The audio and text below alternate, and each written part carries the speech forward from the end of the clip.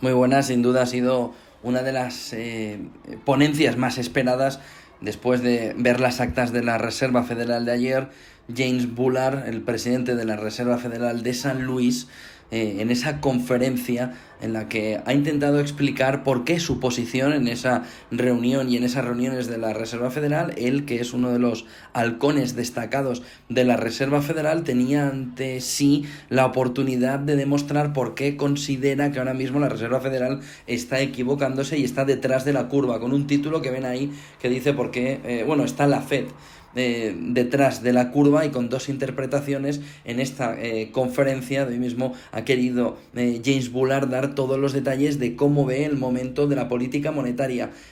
Ha intentado descifrar, como ven aquí en estos temas, los distintos puntos clave que van a conllevar esta presentación.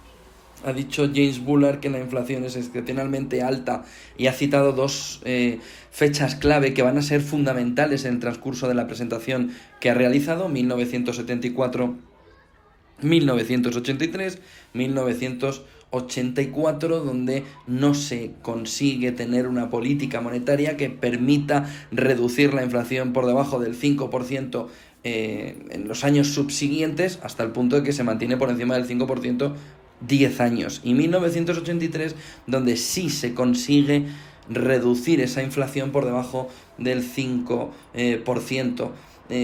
Dice que hay un modelo clave que va a destacar después, que es ese modelo monetario de estándar de Taylor, que ha marcado la política monetaria, sobre todo después de ver cómo no funcionaba en 1974, pero sí en 1983. Se basa, dice, en un mínimo de interpretación sobre el componente persistente de la inflación, todavía recomendado, con sustanciales incrementos de política monetaria, y empieza con esa teoría de Taylor, esa definición de detrás de la curva, ¿no? Que dice ahora la Fed está bastante detrás de esa curva. Podríamos citar entonces que aquí estaría ese detrás de la curva. Sin embargo, no está todo perdido, y ven o cita esos dos momentos para entender cómo en 1983 sí se consiguió recuperar ese momento.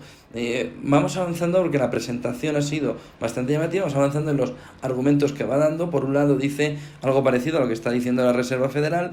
Dice que el Producto Interior Bruto en Estados Unidos es del 5,5 en 2021, 5,5%.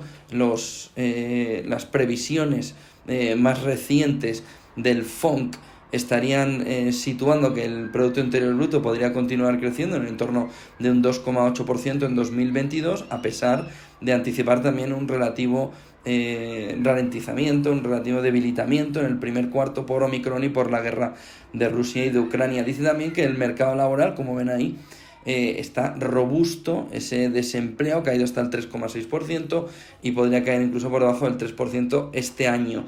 Y la expansión, dice, pues podría no continuar, ¿no?, por largo tiempo. Aquí tenemos el primer punto clave de lo que expresa James Bullard. Dice, este mercado laboral, que está en las mejores condiciones en los últimos 6 años, con este dato de la Fed de Kansas, Kansas City Fed Labor Market Condition Index, en el que se ve ese pico que estamos tocando, pero que está cambiando justo con la entrada de Omicron. Aún así, en un momento clave en el que ve que es el mejor momento del mercado laboral en años. Es uno de los pilares fundamentales para entender por qué James Bullard tiene esa posición tan hawkish en este momento. Y aquí entra la parte clave. Después de ver el mercado laboral de manera rápida, entra en comparar los 2 años que le darían la razón a él de por qué la Reserva Federal tendría que subir los tipos a un entorno de entre el 3 y el 3,5% de manera rápida. 1974 y 83, ven que empieza esa comparación. Dice, hay una misma medida, las medidas incluyen alimentos y energía. En ambos años la inflación estaba en el 5,4%, lo más parecido a los momentos actuales, y se toman medidas distintas. Una fue en 1974, otra en 1983. Si vemos el core de inflación en Estados Unidos, el PCE Inflation, desde 1960, verán que se están marcando caminos parecidos, o que cita James Bullard aquí, en febrero del 2022, 5,4%, y marca un momento, el Highest Policy Rate, dice el interés real ese tipo de interés real, y después la subsiguiente, ¿no?, experiencia consiguiendo no tener recesiones hasta 1990-1991 con una inflación mucho más baja. Y ven como en ese punto, en el segundo que marcan, el del medio del gráfico, consigue bajar la inflación y mantener hasta días de hoy la inflación por debajo de ese 5,4%. Sin embargo, cuando se toma la política monetaria contraria, la de 1974, se consigue elevar esa inflación y se pasa 10 años sin conseguir mantenerla por debajo de ese 5,4%. Dice que es clave porque en un momento se tomó una decisión de política monetaria, en otro momento se tomó otro momento totalmente distinto de política monetaria. En 1974, el FONC, que estaba mirando una inflación similar a la de hoy, dice se cogieron factores que estaban afectando a la inflación que eran no monetarios, y el FONC decidió mantener la política monetaria relativa a los bajos tipos de interés. Eso provocó unos tipos de interés reales relativamente bajos, y subsiguientemente no se consiguió mantener la inflación por debajo del 5,4%, todo lo contrario. Se mantuvo por encima del 5,4% los siguientes 10 años, y la economía real siguió siendo volátil y con múltiples recesiones. En 1983 es el modelo que James Bullard quiere aplicar. Es el momento en el que se ve que esa inflación está en un momento similar a la de hoy, pero se hace un acercamiento diferente de política monetaria, cogiendo factores que afectan a la inflación puramente monetarios. El FONC decide mantener una política monetaria de tipos de interés relativamente alto para hacer caer la inflación, y eso hizo que tuviéramos unos tipos de interés excesivamente o relativamente altos, pero subsiguientemente, una experiencia que mantuvo en la inflación por debajo del 5,4% los siguientes 10 años. Fíjense cómo contrapone 1974-1983. La economía real, en lugar de ser volátil y con muchas recesiones, se mantuvo estable sin recesión hasta el 90-91. El contraste entre el 74 y el 83 con esas políticas monetarias distintas, para James Bullard, en la conferencia que ha pronunciado hoy, dice que hace que le haga ser una persona convencida de que hay que estar por detrás de la curva en la inflación, que hay que evitar, estar detrás de la curva en la inflación.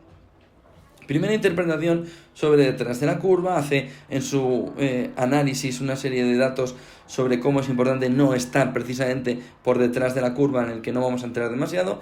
Donde más se ha extendido él es en ese formato, en esa regla o ley de Taylor, y la vamos a ver enseguida. Dice que la inflación está ahora mismo muy por encima del objetivo que tiene la Reserva Federal, de ese mandato de la Reserva Federal, una vez que, como han visto al principio de la exposición, dice que en términos laborales está más que conseguido con el pleno empleo. Dice: en mis definiciones de detrás de la curva suelo usar de manera generosa unas interpretaciones sobre el componente persistente de la inflación, que es 3,6% de valor. Dice que esto podría ayudar a una mínima definición, ¿no?, de estar sobre cómo estar por detrás de la curva. Ya da por primera vez un detalle de dónde cree que los tipos deben estar para conseguir que la inflación se sitúe por debajo del 2% en un contexto como el actual. Yo creo que en toda la parte que has puesto esta tarde no ha querido tanto poner lo que estaba pasando en los últimos 12 años, sino el momento actual en el que la inflación se ha desviado y hay que volver a ponerla en el sitio donde estaba en esta última década. Aquí está la parte fundamental, esa política monetaria, esos mecanismos de política monetaria del tipo Taylor, John Taylor, Universidad de Stanford, famoso por desarrollar esa regla de Taylor, que ha sido aceptada mayoritariamente en política monetaria en discusiones durante los últimos 30 años. Ese tipo de política monetaria de Taylor está asume generosamente que hay un mínimo de valor recomendado para que la política monetaria se mantenga en unas condiciones macroeconómicas razonables, y compara este mínimo con el actual tipo de interés de la política monetaria, de esos tipos de interés de la Reserva Federal, que lo permiten o que no permiten estar por detrás de la curva. ¿Cuáles son los ingredientes? Dice que hay 3 ingredientes que son inherentes para calcular ese tipo de Taylor.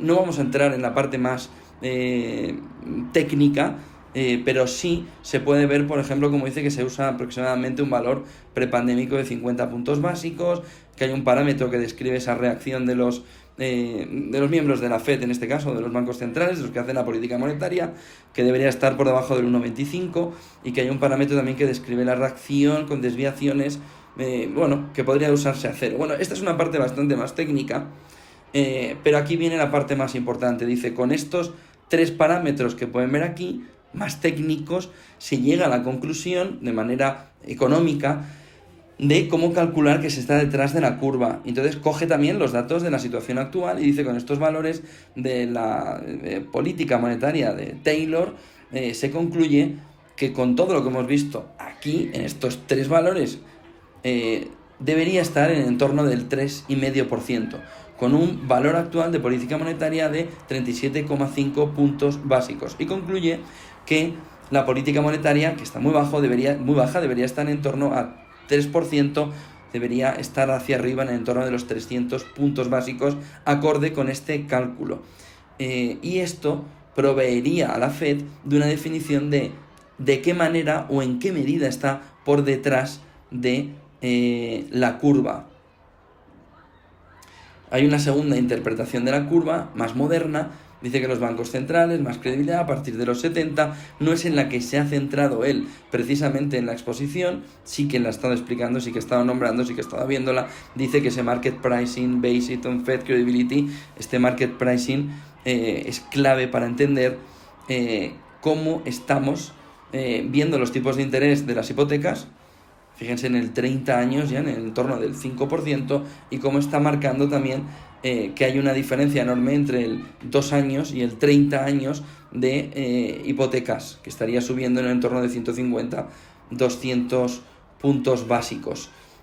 Dice o entra en que no hay un riesgo para el crecimiento en el entorno inflacionario en el que se está moviendo ahora mismo la Reserva Federal, y dice que en la actual expectativa de inflación, podemos ver aquí, estaría viendo cómo hay una correlación de 0,64 y cómo podemos ver ese break-even del 5 años.